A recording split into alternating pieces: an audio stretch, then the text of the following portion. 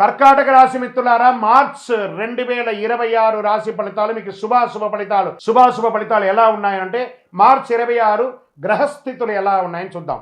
గురు భగవానుడు 11వ స్థానంలో, శని 9వ స్థానంలో భాగ్యం ధర్మ పరీక్షలో ఉన్నారు.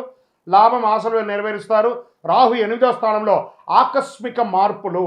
కేతు 2వ స్థానంలో మాట మీద వచ్చి కూర్చున్నారు.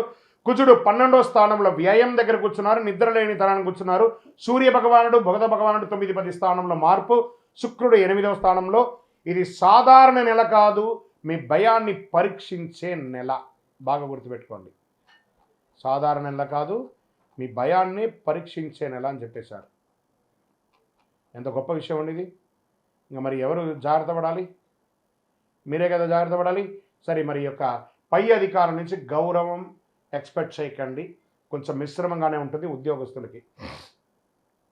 విదేశాలకి ట్రైనింగ్స్కి వెళ్ళవచ్చు. ఆన్సైట్ ద్వారా ఉద్యోగానికి వెళ్ళే అవకాశాలు బాగా ఉన్నాయి. ఒక్కొక్కరికి నా ఉద్యోగం ఈ నెల ఉంటుందా ఉండదా అని ఒక అవబృతమైనటువంటి దీంట్లో ఉన్నారు. భయపడకండి, ఏమి కాదు. కర్కాటక రాశి మిత్రులు చాలా బాగుంటారు. శని 9వ స్థానంలో ప్రమోషన్స్ ఉన్నాయి, కానీ ఆలస్యంగా ఉన్నాయి.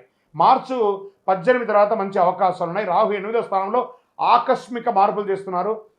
జాబ్ మార్పులు తథ్యం. ప్రైవేట్ రంగం వారికి పేషెన్స్, కాన్సన్ట్రేన్సీ ఉండాలి కంపల్సరీగా.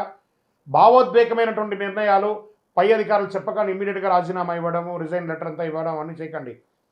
వాళ్ళకేం నష్టం లేదు, మీకే నష్టం. వచ్చే నెల జీతం రాదు. కాబట్టి ఉద్యోగస్తులు పేషెన్స్గా ఉండాల్సిందే. ఈ నెల ఉండవలసిందే. అది ఏ రంగం వారైనా కానీ ఉద్యోగం చేసేవారు కాస్త ఓపికగా ఉండాల్సిందే. మీ ఈ గో పక్కన పెట్టేసి అందులో ఉన్న ఈ తీసేసేయండి. జస్ట్ గో, బాగుంటారు ఉద్యోగంలో. ఇంకా వ్యాపారం చేసే వాళ్ళకి ఒక ఫస్ట్ 15 days చాలా స్లోగా ఉంటుంది. పండగ వాతావరణం స్టార్ట్ అయినాక వ్యాపారం పుంజుకుంటుంది.